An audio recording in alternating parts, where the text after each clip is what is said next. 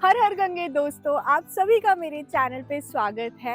आज मैं आपको लेके जा रही हूँ महाकुंभ के दर्शन कराने। इस वीडियो में हम देखेंगे कि यहाँ पर स्नान कैसे करना चाहिए, क्या क्या तरीके हैं स्नान करने जाने को और प्रयागराज में क्या क्या घूमने को है। ये सारी चीज़ें हम इस वीडियो में कवर करेंगे।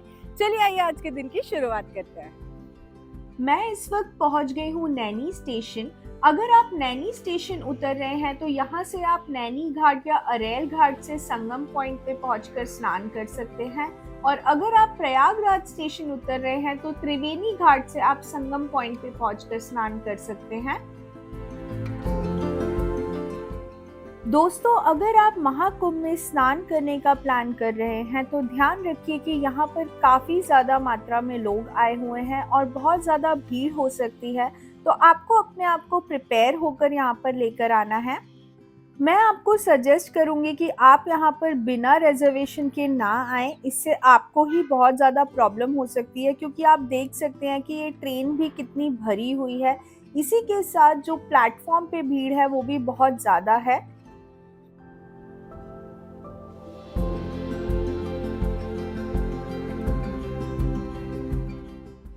मैं जा रही हूँ अरेल घाट, जहाँ पर मैंने अपना टेंट बुक किया हुआ है। तो नैनी स्टेशन से आपको अरेल घाट जाने के लिए ई रिक्शा मिल जाता है, जिसमें आप अरेल घाट तक जा सकते हैं। मैं पहुंच गई हूँ अरेल घाट रोड पे, और यहाँ पर ये जो आप सामने टेंट देख रहे हैं, ये सारे टेंट्स बनाए हुए हैं सिर्फ महाकुंभ के लिए। और यहाँ पर मैं आपको वापस सजेस्ट करूँगी कि आप अपना स्टे बुक कर आए। अगर आप ये सोच रहे हैं कि हम वहीं जाकर कुछ रहने का अरेंजमेंट कर लेंगे तो आपको थोड़ी दिक्कत हो सकती है और आपको आपका मनपसंद स्टे नहीं मिल पाएगा। यहाँ पे जो ये टेंट का कॉस्ट है वो वेरी करता है। अगर आप किसी पर्व पे आ रहे हैं, जैसे शाही स्नान के समय पे आ रहे हैं, तो यही टेंट्स आपको 12 से 15,000 रुपए पर नाइट के हिसाब से मिलेंगे। और अगर आप नॉर्मल डेज में आ रहे हैं तो इनका प्राइस लगभग 7 से 8,000 रुपए पर डे रहता है। इसके अलावा यहाँ पे काफ़ी डॉर्मेट्रीज भी बनाई हुई हैं, जहाँ पर आपको बेड्स मिल जाते हैं 1,000 रुपये पर नाइट के हिसाब से। तो आप अपनी प्रेफरेंस के हिसाब से यहाँ पर रेंट पे ले सकते हैं टेंट, या फिर आप होटल भी बुक कर सकते हैं प्रयागराज के साइड में। और अगर आप और चीपर ऑप्शंस देख रहे हैं तो मेन जो कुंभ मेला है वहाँ पर गवर्नमेंट ने बेड्स रखे हुए हैं, जो आपको 100 रुपये पर दिन के हिसाब से भी मिल जाते हैं। तो आप अपनी प्रेफरेंस के हिसाब से स्टे बुक कर सकते हैं, बट मेरा सजेशन यही रहेगा कि अगर आप रुकने वाले हैं तो एटलीस्ट प्री बुक करके आइए। टेंट से जो संगम पॉइंट है वो लगभग 2.5 किलोमीटर दूर है। तो मैं यहाँ पर वॉक करके जा रही हूँ और आप देख सकते हैं काफ़ी भीड़ है यहाँ पर। यहाँ पर अगर आपको वॉक करके नहीं जाना है तो आपको ई रिक्शा या बाइक्स मिल जाएंगे। तो लेकिन अगर आप ये नॉर्मल डेज में आ रहे हैं तो आपको इजीली मिल जाएगा, पर यही आप अगर कोई शाही पर्व पे आ रहे हैं तो आपको मुश्किल हो सकती है और आपको काफ़ी चलना भी पड़ सकता है। महाकुंभ भारत का सबसे बड़ा और पवित्र धार्मिक आयोजन है, जिसे हिंदू धर्म में विशेष महत्व दिया जाता है। यह 4 प्रमुख स्थानों पर होता है: प्रयागराज, हरिद्वार, उज्जैन और नासिक। महाकुंभ 2025 का आयोजन प्रयागराज, उत्तर प्रदेश में 13 जनवरी 2025 से लेकर 26 जनवरी 2025 तक हो रहा है। ये आयोजन त्रिवेणी संगम पर हो रहा है, जहां पर गंगा जी, यमुना जी और सरस्वती नदियों का संगम होता है। इस वक्त मैं जा रही हूँ स्नान करने के लिए, तो यहाँ से मैं बोट लूंगी संगम पॉइंट के लिए। ये जो घाट है यहाँ पर आप देख सकते हैं कि काफ़ी सारे चेंजिंग रूम्स भी बने हुए हैं महिलाओं के लिए। तो अगर आप स्नान कर रहे हैं तो यहाँ पर आप चेंज कर सकते हैं। स्नान करने के 2 तरीके हैं, या तो आप यहाँ पर घाट के किनारे भी स्नान कर सकते हैं, या फिर आप यहाँ से बोट लेकर मेन संगम पॉइंट पे जाइए, जहाँ पर गंगा जी, यमुना जी और सरस्वती जी का संगम हुआ है, और वहाँ पर आप स्नान कर सकते हैं।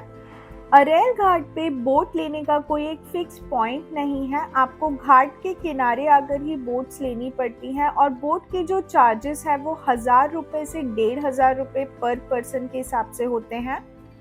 महाकुंभ के दौरान कई प्रमुख स्नान पर्व भी होते हैं जिन्हें शाही स्नान कहा जाता है।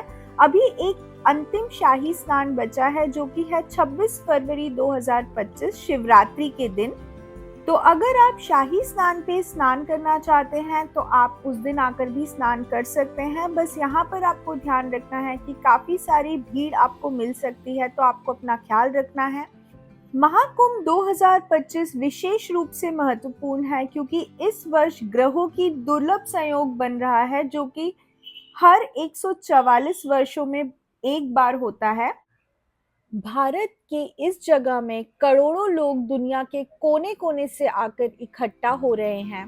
कई सालों में बने इस शुभ अवसर पर सिर्फ एक मकसद से संगम में बस एक बार डुबकी लगाना, जो बना रहा है दुनिया में अब तक की सबसे बड़ी गैदरिंग की हिस्ट्री, जो कि है महाकुंभ।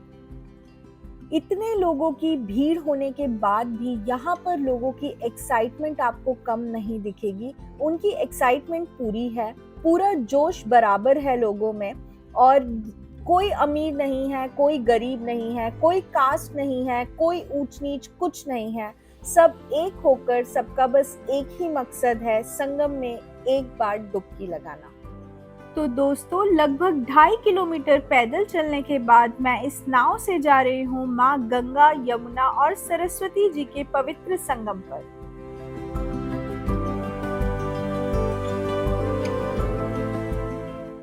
यहाँ पर जब आप संगम में आगे जाएंगे बोट से, तो आपको यमुना जी और गंगा जी का पानी अलग अलग दिखाई देगा। सरस्वती जी अदृश्य हैं, इसलिए अलग से उनका पानी नहीं दिखाई देता है।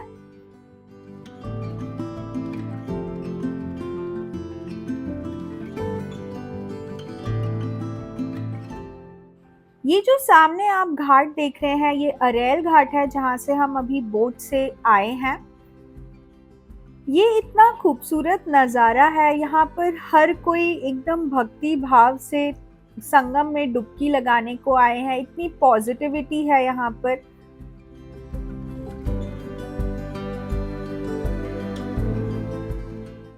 दोस्तों, फाइनली मैं पहुंच गई हूँ गंगा, यमुना, सरस्वती माँ के संगम पे। और यहाँ पे काफ़ी सारे एरिया बना रखे हैं जहाँ पर आप उतर के डुबकी लगा सकते हैं। और आपको ध्यान रखना है कि जहाँ पर आपका बोट वाला गाइड करेगा आप वहीं पे उतरें, क्योंकि वहीं पे जो प्लेटफॉर्म्स हैं वो थोड़े से शैलो है, जहाँ पर आप आराम से डुबकी लगा सकते हैं।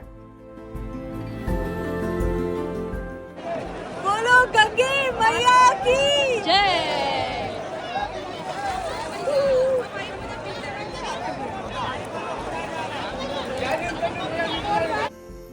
यहाँ पर आप संगम से अपने परिवार वालों के लिए जल भी भर के लेके जा सकते हैं। माँ गंगा, यमुना और सरस्वती जी के इस पवित्र संगम पे स्नान कर कर मेरी तो आत्मा तृप्त हो गई। अगर आप ये वीडियो 26 फरवरी 2025 से पहले देख रहे हैं तो मेरी आपसे विनती है कि आप भी महाकुंभ जाएं और इस पवित्र संगम में स्नान कीजिए, क्योंकि ये 144 साल में होने वाला पूर्ण महाकुंभ है और ये एक्सपीरियंस ट्रूली मैजिकल है। आप जब बोट से संगम की तरफ जाएंगे तो आपको काफी सारे साइबेरियन बर्ड्स देखने को मिलेंगी। और ये देखिए कितना खूबसूरत दृश्य लग रहा है, कितनी सारी साइबेरियन बर्ड्स हैं यहाँ पे।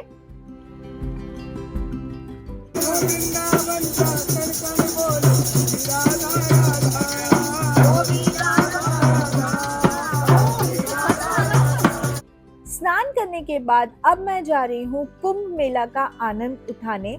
तो अरेल घाट से अगर आपको कुंभ मेला जाना है तो सोमेश्वर मंदिर के सामने से जो ब्रिज जाता है वो आपको क्रॉस करना पड़ेगा। ये ब्रिज लगभग 1.25 किलोमीटर का है और आपको ये पैदल ही क्रॉस करना पड़ेगा। ये नो व्हीकल जोन है।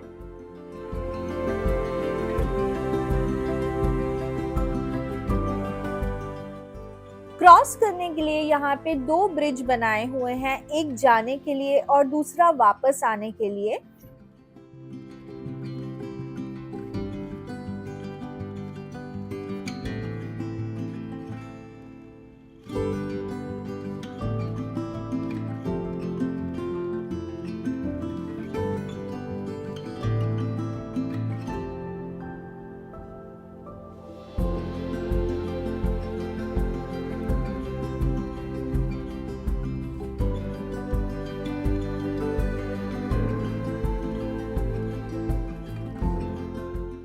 अगर आपको साधु बाबा के दर्शन करने हैं तो उनके अखाड़े सेक्टर नंबर 19 और 20 के पास हैं। तो यहाँ वहाँ जाने के लिए आपको बाइक रेंट करनी पड़ती है, क्योंकि जो यहाँ से वहाँ तक का डिस्टेंस है वो लगभग 4-4.5 किलोमीटर है। आप पैदल भी चल सकते हैं, और अगर आपको पैदल नहीं चलना है तो आपको आराम से बाइक मिल जाएगी रेंट के लिए। मैं पहुंच गई हूँ सेक्टर 19, और जो बाइक वाले ने हमसे पैसे लिए थे वो थे 200 रुपए यहाँ पे छोड़ने के लिए। और यहाँ पर आपको काफ़ी सारे साधु के अखाड़े देखने को मिल जाएंगे, और आप काफ़ी सारे साधु के दर्शन भी कर सकते हैं।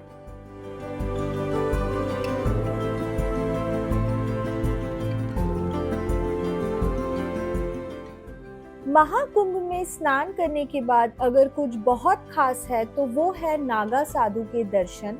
मोह माया त्याग के बिना शरीर पर किसी कपड़े के और कई फीट लंबी बालों के जटाओं के साथ शिव जी के सबसे बड़े भक्त जो रहते हैं हिमालय की गुफाओं और जंगलों में, लेकिन सिर्फ और सिर्फ कुंभ के दौरान वो देश के कोने कोने से आकर यहाँ पर इकट्ठा होते हैं। ये हमारे हिंदू धर्म के रक्षक हैं जो बहुत ही अनोखी साधना और तपस्या करते हैं। जैसे कि ये साधु जो सालों से एक पैर पे खड़े हैं।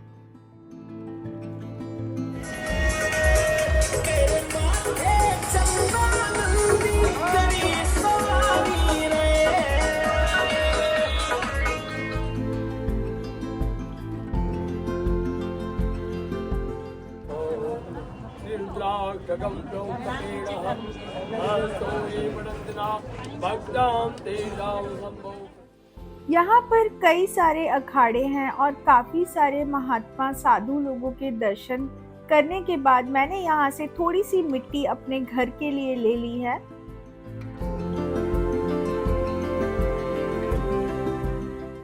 ये जो साधु हैं इन्होंने 1.25 लाख रुद्राक्ष अपने सर पर रखे हुए हैं, और ऐसे महात्माओं के अगर दर्शन मिल जाएं तो बहुत ही भाग्य की बात है।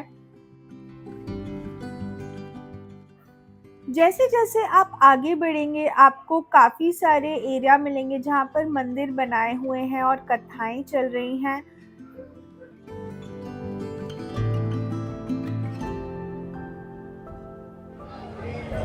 अब भाई आप किसी को गाली दे रहे हो, आपके सामने आकर के खड़ा हो जाए तो सीधे मुंह बोल लो कि कोई बात नहीं, ऐसे करते हैं लोग। यहाँ पे इस्कॉन का एक कैंप भी लगाया हुआ है जो कि बहुत ही खूबसूरत है, आप ये ज़रूर देखिए। यहाँ पर 20 रुपीज़ में भागवत गीता बांट रहे हैं, तो मैंने अपने लिए एक भागवत गीता खरीद ली है। और ये जो कैंप है ये बहुत सुंदर है, यहाँ छोटी छोटी झांकियाँ बनाई हुई हैं।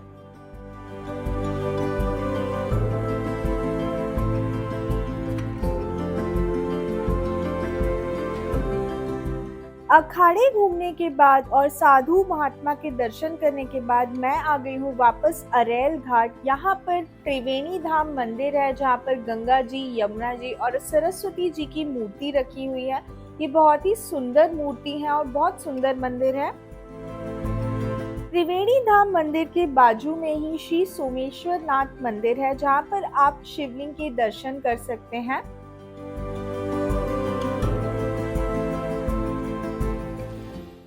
महादेव के दर्शन करने के बाद मैं जा रही हूँ शिवालय पार्क जो कि अरेल रोड पे ही है और सोमेश्वर धाम मंदिर से लगभग 3 किलोमीटर दूर है। रास्ते में नागेश्वर महादेव मंदिर है, तो पहले मैं यहाँ पे दर्शन करूंगी और इसके बाद मैं जाऊंगी शिवालय पार्क।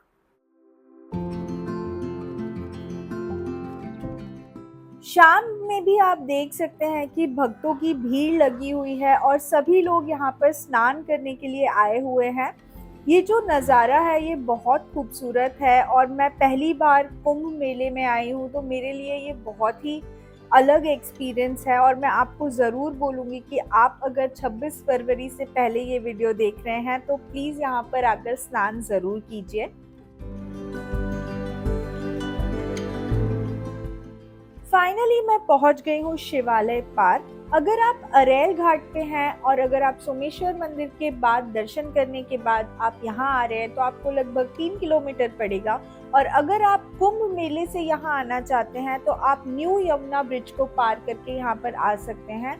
वो लगभग 2 किलोमीटर का रास्ता है। जैसे ही आप पार्क में एंटर करेंगे तो आपको यहाँ पर एक बहुत ही बड़ा नंदी देखने को मिलेगा और ये पार्क की बहुत अच्छी अट्रैक्शन है। इस पार्क को घूमने के लिए आपको टिकट लेनी पड़ती है और टिकट का जो प्राइस है वो 50 रुपीज़ पर अडल्ट है अगर आप वीकडे पे आ रहे हैं, और अगर आप वीकेंड पे आ रहे हैं तो इसका प्राइस है 100 रुपीज़ पर अडल्ट। इस पार्क का निर्माण हाल ही में हुआ है महाकुंभ के लिए और इस पार्क में आपको 12 ज्योतिर्लिंग के मंदिरों के दर्शन होते हैं। सो यहाँ पर छोटे छोटे इन्होंने प्रोटोटाइप बनाए हैं सारे 12 ज्योतिर्लिंग के मंदिरों के, और इनके बारे में यहाँ पर काफ़ी जानकारी दी हुई है, तो आप इनको पढ़कर वो जानकारी ले सकते हैं। ये मुझे यहाँ की सबसे अच्छी चीज़ लगी क्योंकि जिन लोगों को जानकारी नहीं है इन मंदिरों के बारे में वो ये पढ़कर जानकारी ले सकते हैं। और यहाँ पर काफ़ी सारे फॉरेनर्स भी आते हैं तो उनके लिए भी ये काफ़ी इम्पोर्टेंट जानकारी हो सकती है। उनको हमारे कल्चर, हमारे 12 ज्योतिर्लिंग के बारे में पता चलेगा। ये पार्क काफ़ी बड़ा है और इस पार्क को अगर आप अच्छे से कवर करेंगे तो आपको लगभग यहाँ पर 2 घंटे लग जाएंगे कवर करने के लिए।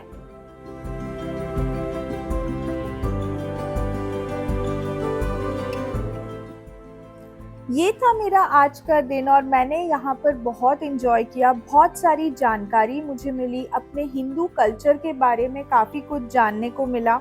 अगर आपको ये वीडियो पसंद आया है तो प्लीज़ मेरे चैनल को लाइक, शेयर और सब्सक्राइब कीजिए और महाकुंभ ज़रूर विज़िट कीजिए। ये एक मैजिकल एक्सपीरियंस है। मैंने इस व्लॉग में पूरी कोशिश की है कि मैं आपको ज़्यादा से ज़्यादा इन्फॉर्मेशन दे पाऊँ, और अगर आपको इसके अलावा कोई भी क्वेश्चन है तो आप मुझे कमेंट सेक्शन में कमेंट करके पूछ सकते हैं और मैं आपको उसका जवाब जल्दी से जल्दी देने की कोशिश करूँगी। Thank you for watching the video. Her her Gange.